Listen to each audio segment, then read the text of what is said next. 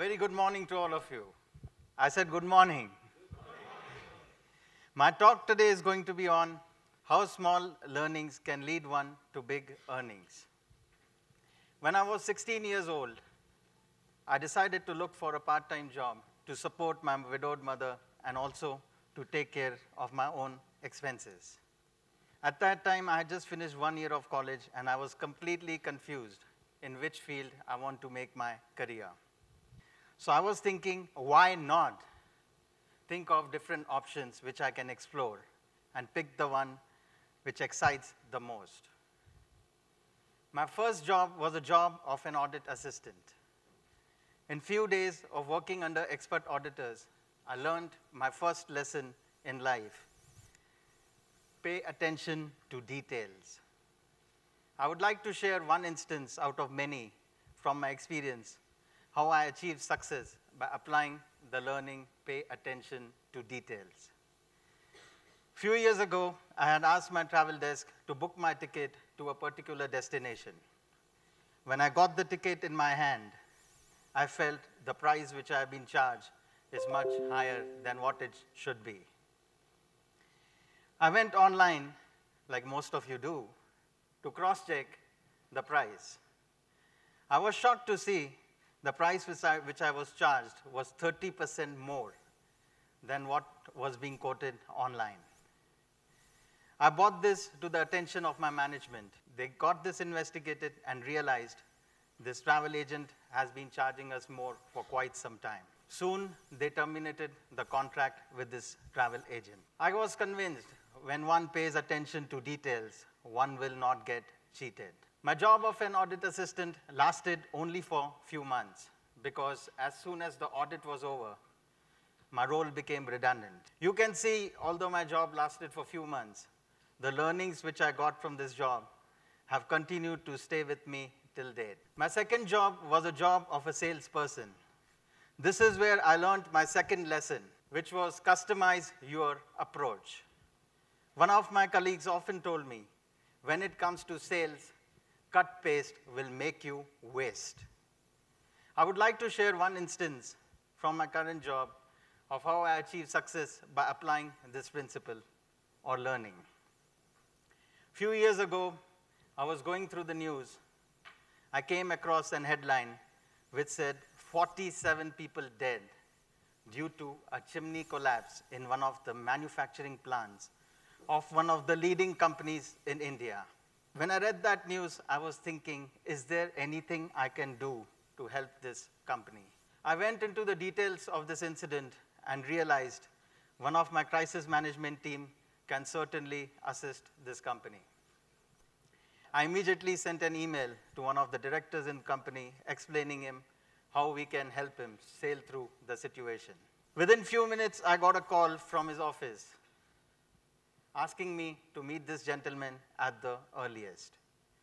Some of my colleagues went and met him. When they met him, this gentleman told them, can you deploy your team to manage crisis in our manufacturing plant? Soon, one of our teams left for the location where their manufacturing plant was. Within 48 hours, this team brought situation back to normal. When the team came back, this gentleman offered us many business opportunities because he was impressed with our customized approach. Everything was going well for me in this sales job. One day, when I got to work, all I saw was debris and ashes. There was a massive fire which broke out in the early hours of the day. I was thinking, unfortunately, my employer hasn't invested much when it comes to fire safety. And that's the reason we are in this situation. I was convinced one matchstick can burn down the entire empire. A person can come down from riches to rags. I strongly felt when it comes to risk management, there must be zero tolerance. This incident taught me my third lesson, which is one must manage risk with rigor. This rigor is very important because one risk can affect you as an individual and also as a business as a whole. After losing my sales job, I decided I'm going to take a break. Instead, I enrolled myself in a computer institute to learn more about information technology. Information technology was booming in those days. While I was learning about information technology, the college where I was studying got into an agreement with one of the leading universities in New Jersey for a management program. I went into the details of the management program and realized this seems to be a great opportunity to study and work in the United States of America. I worked hard day and night, and soon my attempt was a success. I got qualified. While I was studying at the university in New Jersey, I was selected to work on a prestigious assignment of the New Jersey Department of Transportation. Few days later, I questioned my professor, "Sir, why was I chosen for this prestigious assignment?" His response was, "Because you had the experience of sales, audit, and IT. That's the reason we chose you." I counter-questioned the professor. "Sir, I'm sorry, but I'm confused. How does sales and audit experience help in an IT assignment?" He responded back saying, "The system you are building will be audited by the officials of the US Department of Transportation. That's when your experience of audit is going to add great value." Then he said, "After you are done with the audit, the sales experience is going to be helpful because you have to sell the concept of using new system to the stakeholders of New Jersey Department of Transportation." My project with New Jersey Department of Transportation ended on a very good note. Soon, I graduated from the university in New Jersey. I got a job in a company which was into body shopping. Body shopping is a term given to a company which provides manpower for short-term and long-term projects to their clients. Through this company, I got an opportunity to work on a long-term project for a leading insurance company in the United States.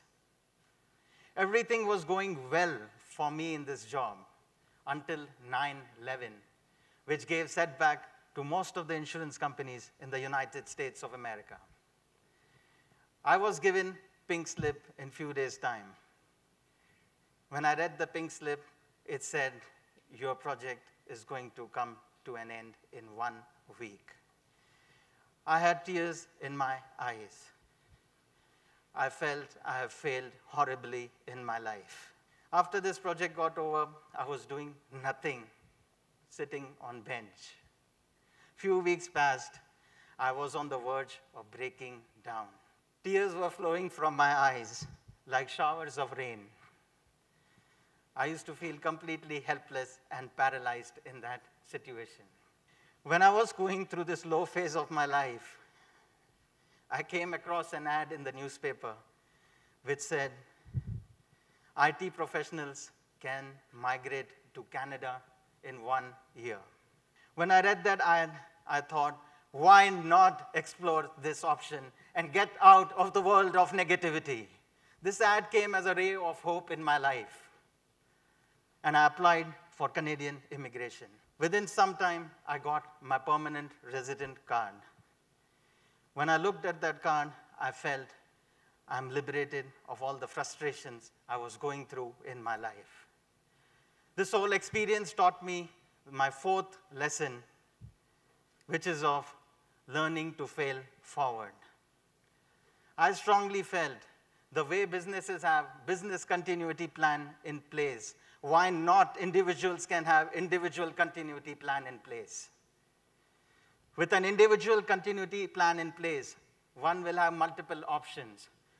If you fail in your option 1, why not look for option 2? If you fail in your option 2, why not try option 3? These multiple options give one an opportunity to easily fail forward in life. While I was settling in Canada, I had a short stint working in an automobile service company. In this company, I was responsible to service automobiles. One day, while I was removing an oil filter from the car, hot oil spilled on both my hands. When I looked at my hands were burned. I was trembling. It took me a while to settle down. After I settled down, I analyzed the whole situation and realized because I was not quick, my hands were burned. And this whole exercise taught me the concept of speed. At that time, I learned if I don't embrace the concept of speed, I might again get burnt in the future. And in today's age of disruption, if one knows how to embrace the concept of speed, then one will certainly be able to lead. Soon I got an opportunity to work on an assignment of Microsoft in their Canadian headquarters. My responsibility was to work with business heads on their data and marketing campaign requirements. Few months passed in this job.